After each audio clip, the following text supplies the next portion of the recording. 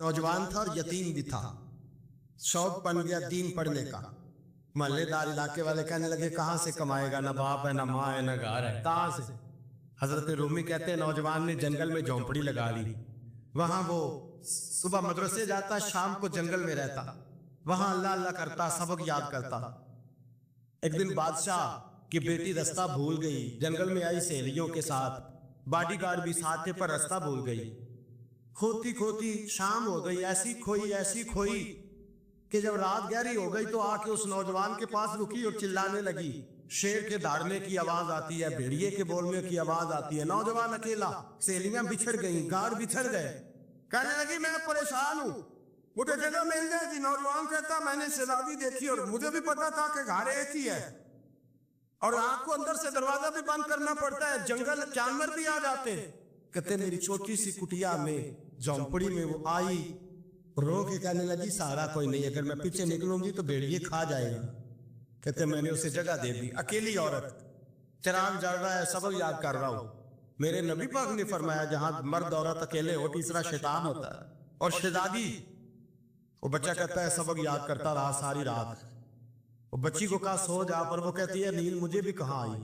ऐसे मौकों पर नींद, सारी रात सबक याद करता, थोड़ी थोड़ी देर के बाद चिराग जलता तो उस पर उंगली रखता, हाथ जलता तो पीछे खींचने, फिर दूसरी उंगली रखता, थोड़ी देर के बाद जलता तो खींचने, हाथ सारा जल गया। सुबह किरणें चमकी तो कहने लगा चल निकल जा, दौड़ जा, बस बड़ा सब्र का इम्तिहान हो गया, चली जा। शहजादी बाहर निकली, सिपाही ढूंढ रहे थे। बादशाह खुद जंगल में निकला हुआ था, मेरी बेटी मिल गई। बादशाह तन्हाई में जाके कहने लगा बेटा मैं दुनिया को बताऊंगा कि मेरी बेटी खोई नहीं थी, सिपाही साथ ही थे। ये बड़ा मुश्किल होता है, बेटी तो भूल के भी रात कहीं गए पड़े तो लोग जीने नहीं देते, तो बेटा मुश्किल हो जाएगा मेरे लिए। कहाँ थी? उसने कहा नेक नौजवान के पास। उसने कहा बेटा मैं तो तेरी बात मानूंगा पर दुनिया नहीं मानेगी। अगर उस नौजवान ने किसी को बता दिया कि तो उसके पास थी तो फिर लोग मेरा जीना मुहाल कर देंगे। बेटा मैं मर जाऊंगा, मेरी मजबूरी ये है कि वो कहीं राज ना उगल दे वो नौजवान, उसे कत्ल करना पड़ेगा। औरत ने मिन्नतें की, इस बेटी ने कहा मेरे मौसम को मारोगे, रोई। और वो कहने लगा मैं बादशाह हूँ, मेरा अपना वकार है, मैं उसको छोड़ नहीं सकता। गिरफ्तार कर लाए सिपाही। वक्त तय हो गया सजा का। अकेले कालकोठरी में रखा गया, जो उसके खास इतबार वाले थे उनकी ड्यूटी लगाई। बादशाह ने बुलाया, पाले बिलम आया। औरत कहने लगी, बेटी कहने लगी एक दफा तो बुलाओ ना, एक सवाल बात पर्दे में रह के पूछना है और फिर जो आपका जी चाहे मेरे मौसम को मारना तो है, तो मर्जी आपकी। सामने खड़ा किया, नौजवान पर्दे के पीछे, औरत खड़ी हो गई। बादशाह बीच बैठ गया। बीबी कहने लगी सारी रात बेदार मैं भी रही, सोया तू भी नहीं। वो जो तू चिराग के करीब हाथ लगा के जलाता था वो समझ नहीं आई। नौजवान रो पड़ा, कहने लगा क्या करूं, मैंने रसूलुल्लाह का दीन पढ़ा है, क्या करूं, मैंने हुजूर का दीन पढ़ा है।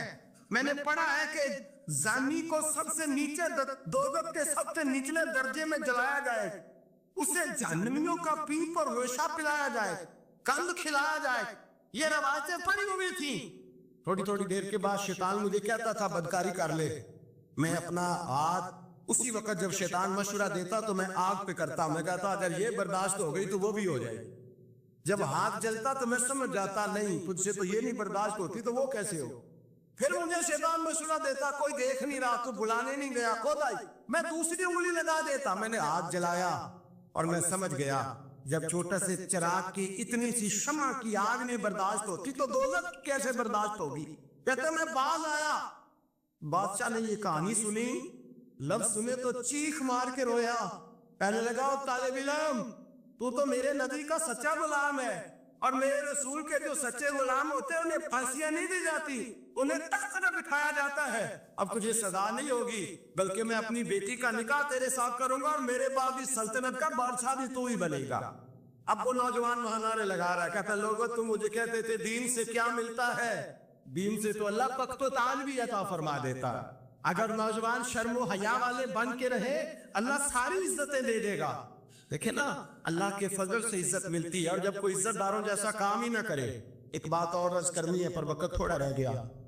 जवानों मैं ना जब कभी परेशान होता हूं ना तो मैं ये वाली बात खोल के पढ़ता हूं वाला, ये बात ढारस बनाती है, ढारस توانائی دیتی ہے, پورا مضمون باندھا ہے.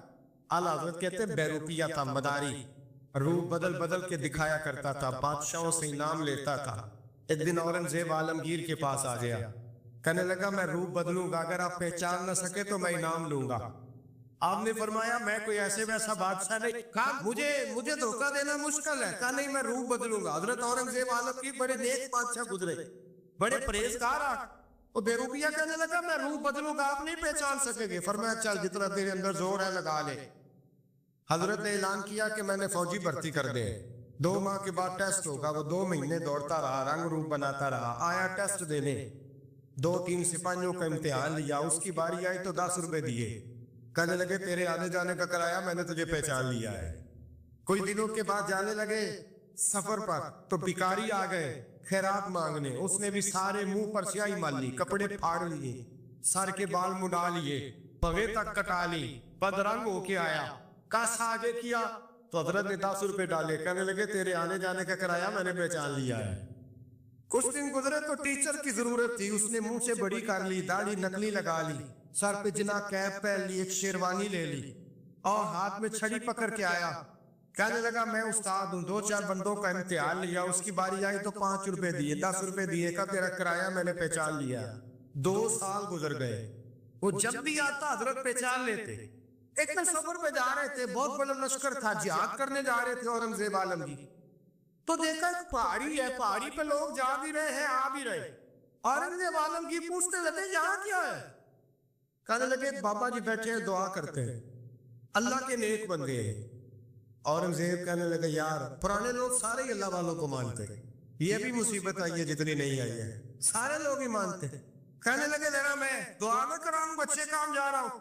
اورنگزیب بادشاہ تھے, بادشاہ لوگ نازک مزاج ہوتے ہیں. گھوڑے سے اترے, بڑی مشکل سے پہاڑی پہ چڑھے, اوپر گئے تو لائن لگی ہے, بابا جی غار میں بیٹھے.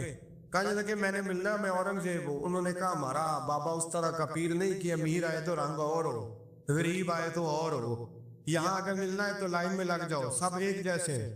اب لائن میں کھڑے ہو گئے, 50 آدمی آگے تھے, کہتے 51واں نمبر تھا. تھک گیا دھوپ میں کھڑا کھڑا. جب میں پہنچا غار کے دانے تو میں نے بابا جی کے چہرے پہ نظر ڈالی تو بڑا نورانی چہرہ, بڑی خوبصورت لب و لہجہ. میں نے کہا میرے جیسا آدمی بھی پگڑی باندھ لے تو اچھا لگنے لگ جاتا ہے, بڑا خوبصورت انداز. کہتے ہو میں ان کے پاس اتحیات کی حالت میں بیٹھ گیا. میں نے کہا حضور میں جا رہا ہوں جہاد کرنے, دعا کرنا. بزرگوں نے ہاتھ اٹھائے, اللہ اس کی مدد فرما, دین کو غلبہ عطا فرما, اس سے دین کا سچا پکا سپاہی بنا.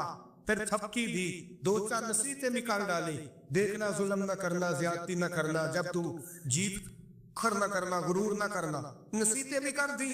کہتے ہیں اب جب میں اٹھا تو 2-4 دینار بطور نذرانہ مسلح کے نیچے رکھے, اور الٹے قدم جب میں غار سے اترا انہوں نے رومال جاڑا اٹھ کے کھڑے ہو گئے. کہنے لگے آج نہیں تو نے پہچانا, آج نہیں تو نے پہچانا, میرا انعام بنتا ہے, آج نہیں پہچانا, لا پیسے. اورنگزیب کہنے لگا یار تو نے حد کر دی, کہاں چڑھا کہاں کھڑا رہا, دھوپ میں تھک گیا, کمال کر دی بھائی تو نے. بتا تو کیا لے گا, تو جلدی بتا, کتنے لوگ پیچھے دھوپ میں کھڑے ہیں, لشکر سارا کھڑا ہے, کیا لے گا. اس نے کہا سب سے قیمتی ہیرے وہ ہے جو تیرے سر کے تاج میں لگے ہوئے, مجھے تیرا تاج چاہیے. او بھائیو سننا اور یاد رکھنا, میرے اعلیٰ حضرت کہتے ہیں بادشاہ نے سر کے اوپر سے تاج اتارا, بہروپیے کے قدموں میں رکھا اور کہنے لگے یہ لے, اور یہ تو تیرا مانگنے پر میں نے دیا ہے نا, میں واپس آتا ہوں تو آنا, میں اپنی مرضی سے بھی تجھے دوں گا. تو نے اورنگزیب جیسے بندے کو دھوکہ دیا, آنا میں اس وقت بھی دوں گا. وہ دیکھ کر بس بات ختم ہو گئی, حق ہو گئی. دیکھ کر کہتے ہیں جب میں پلٹا نا واپس, بہروپیے نے آواز دی بادشاہ ٹھہر جا. تو میں نے پلٹ کے دیکھا تو کہنے لگے یہ اپنا تاج لے جا, اٹھا اور لے جا. میں نے کہا 2 سال بیت گئے تجھے محنت کرتے, آج قابو آیا تو لے جاؤ. کہنے لگا لے جا, مسئلہ سمجھ میں آ گیا. میں نے کہا مجھے بھی تو سمجھانا. کہتے ہیں وہ پھوٹ پھوٹ کے رویا, اس کی آنکھیں برس پڑی, سیلاب کی طرح آنسو بہہ نکلے, تڑپا. اور لوگ کہنے لگا بادشاہ میں نے جھوٹ موٹ رسول اللہ کی غلامی اختیار کی تھی, جھوٹ موٹ کی داڑھی, جھوٹ موٹ کی پگڑی, جھوٹ موٹ کا فقر, میں نے جھوٹ موٹ نبی پاک کا لباس پہنا ہے, تو تیرے جیسے بادشاہوں کے تاج میرے قدموں میں آ گئے ہیں. اگر میں سچ مچ رسول اللہ کا غلام بنوں گا تو اللہ کیا کچھ عطا فرمائے, اللہ کتنی نعمتوں سے نوازے. میرے اعلیٰ کیا فرماتے ہیں؟ اعلیٰ حضرت فرماتے ہیں فرشتے بھی کرتے ہیں تعظیم میری. کون جی؟ اللہ. ایسا عقیدہ بھی کم ملے گا جو بریلی کے امام کا عقیدہ ہے. ایسا بھی کم. کہتے ہیں فرشتے بھی کرتے ہیں تعظیم میری. کیوں؟ فرمانے لگے فدا ہو کے ان پر یہ عزت ملی. بغداد کے ایک درویش عالم تھے, تو وہ جب بھی نماز پڑھاتے نا تو کسی تاجر کی 2 بیویوں کے بارے میں دعا مانگتے. توجہ ہے میری بات پر؟ نماز پڑھاتے تو کہتے ہیں اللہ اس تاجر کی 2 بیویوں کو اپنی خاص رحمتیں عطا فرما. ایک دن لوگ ان کے گھر اکٹھے ہو گئے, کہنے لگے بابا جی بتائیں تو صحیح وہ بیویاں کون تھی جن کے لیے آپ دعا مانگتے؟ تو فرمانے لگے میرے شہر کا ایک تاجر تھا, بہت بڑا تاجر تھا, مالدار تھا پر بے اولاد تھا. اسے بغداد سے ملک کے شام جانا پڑتا تھا تجارت کرنے, اور کئی کئی مہینے اسے شام کے ملک میں رہنا پڑتا تھا. اس نے اس طرح کیا کہ وہاں بھی ایک شادی کر لی. تو جو ہے نا میری بات پر, کیا کر لیا اس نے؟ دوسری شادی کرنا مرد کے لیے جائز ہے, تیسری کرنا بھی, چوتھی کرنا بھی بھیا کا وقت, مگر اگر انصاف کر سکے تو. اگر چاروں میں ہم نہ آدھا مسئلہ سنتے ہیں اور آدھا ہی بیان کرتے ہیں. اگر انصاف نہ کر سکے پھر اس کے لیے 4 جائز, پھر وہ ایک ہی رکھے گا. تو عزیز دوست دوسرا نکاح کر لیا, شادی ہو گئی. اب وہ وہاں کچھ زیادہ وقت گزارنے لگا, مالدار آدمی تھا, بیوی کو مکان بھی لے کے دے دیا. اب وہ جب دیر سے آتا واپس, اور جب آتا بھی تو اس کے وہ والے انداز نہ ہوتے جو پہلے ہوا کرتے تھے. اب بیوی سے بڑا جاسوس بھی کوئی نہیں ہوتا, اس کو تو پہلے ہی پتہ چل جاتا ہے کہ ماجرا کیا ہے, اسے بڑی خبر ہوتی ہے. تو اس نے محسوس کر لیا کہ بدلے بدلے سے میری سرکار نظر آتے. وہ کہنے لگی اب کہ جب آتا جاتا ہے تو اس کے حالات کچھ بدلے بدلے سے ہیں, ماحول کچھ اور ہے. اس نے ایک بوڑھا آدمی جو اس کا عزیز بھی تھا اور سمجھدار بھی تھا اس کو تیار کیا. کہنے لگی اب کہ جب ملک کے شام جائے نا تو اس کا پیچھا کرنا اور خبر کرنا کہ کہاں رہتا ہے, کہاں جاتا ہے, کیا کرتا ہے. وہ بوڑھے بزرگ جو تھے وہ خاتون کے کہنے پر کچھ اس نے کرایہ بھی دیا. وہ اس تاجر کے پیچھے گئے اور واپس آ کے خبر دی. کہنے لگے کہ یہ تو 2-3 سال بیت گئے, اس نے وہاں بھی شادی کی ہوئی ہے, تجھے بتایا ہی نہیں. بیوی بڑی سمجھدار تھی, حوصلہ مند, زیرک, اس نے شور نہیں مچایا. اس نے کہا کہ میں نا اب جب آئے گا نا تو طریقے سے بات کروں گی اور پوچھوں گی کہ ایسا کیوں کیا. اور یہ بھی اس نے آ کے بتایا کہ اگر تیرے ساتھ نکاح کے بعد اسے اولاد نہیں ملی تو اولاد وہاں بھی کوئی نہیں. یہ مکمل تفصیلات. اب جب اس دفعہ خامند آیا تو آتے ہی وہ بیمار ہو گیا, کمزور ہونے لگا.